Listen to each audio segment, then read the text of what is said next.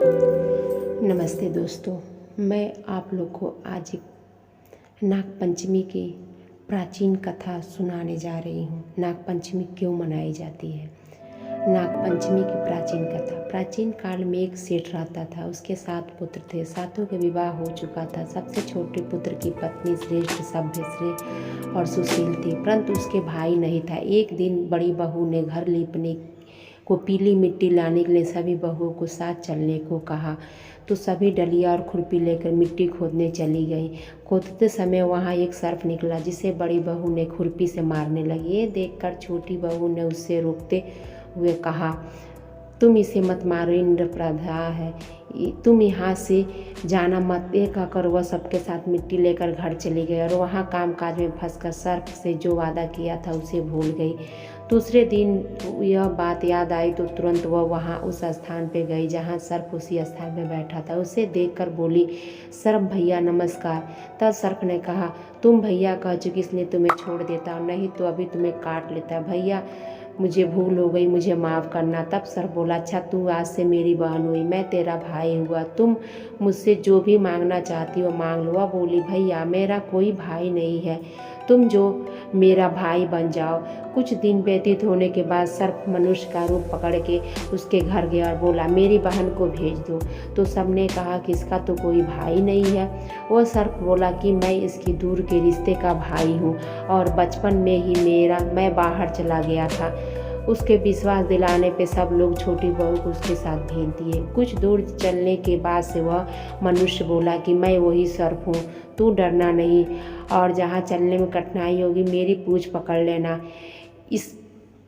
उसने वैसा ही किया और धीरे धीरे सर्प के घर पहुँच गई। वहाँ के ऐश्वर्य और सोने चांदी देखकर वह चकित रह गई। एक दिन उसने सर्प की माता ने कहा कि मैं कहीं बाहर जा रही हूँ, तुम अपने भाई को ठंडा दूध पिला देना।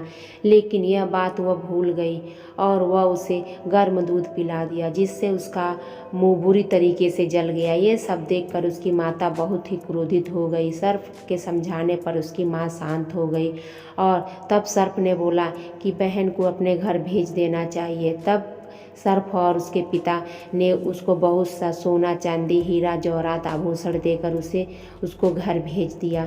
ये सब देखकर बड़ी बहू ने ईर्ष्या से बोली कि तेरा भाई तो बड़ा धनवान है, उसे अपने सोना चांदी और मांग के लाना चाहिए। ये सब सर्प ने सुन लिया। उसने सारी वस्तुएं सोने की ला के रख दी। ये सब देखकर बड़ी बहू ने कहा कि झाड़ने की झाड़ू भी सोने की होनी चाहिए, तो उसने सर्प ने वह भी ला कर रख दिया। सर्प ने अपनी बहन को एक हीरे मणि की अद्भुत हार दिया था। उसे हार की प्रशंसा उस देश की रानी ने सुन लिया। वह राजा से बोली कि मुझे वह हार चाहिए। राजा ने मंत्री को हुक्म दिया कि वह रानी को हार ला के दे। मंत्री वह सेठ के घर पहुंचा और सेठ से बोला कि आपकी छोटी बहू का हार महारानी को पसंद आ गया है, वह उस हार को पहनने के लिए कह रही थी। सेठ डर गया और अपनी बहू का हार उतार कर मंत्री को दे दिया। यह बात छोटी बहू को बहुत बुरी लगी और उसने अपने भाई को याद किया। वह तुरंत उपस्थित हो गया। उसने प्रार्थना की, मेरा हार रानी ने छीन लिया है। मैं चाहती हूँ कि जब वह हार उसके गले में हो तब वह सर्प बन जाए और जब वह मेरे पास आए तो हीरे मणि का हो जाए। उसके सर्प भाई ने वैसा ही किया। जब रानी ने उस हार को धारण किया तो उनके गले में वह सर्प बन गया।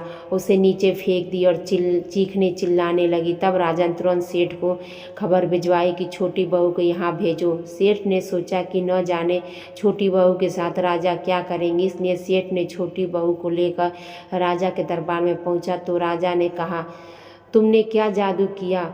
उस हार पर मैं तुम्हें दंड दूंगा। छोटी बहू बोली, राजा मुझे माफ़ कीजिएगा, वह हार मेरे गले में हीरे मणि के हो जाता और दूसरे गले में जाते सर्प बन जाता। राजा ने तुरंत आदेश दिया कि इस हार को धारण करो। छोटी बहू ने तुरंत वह धारण कर लिया।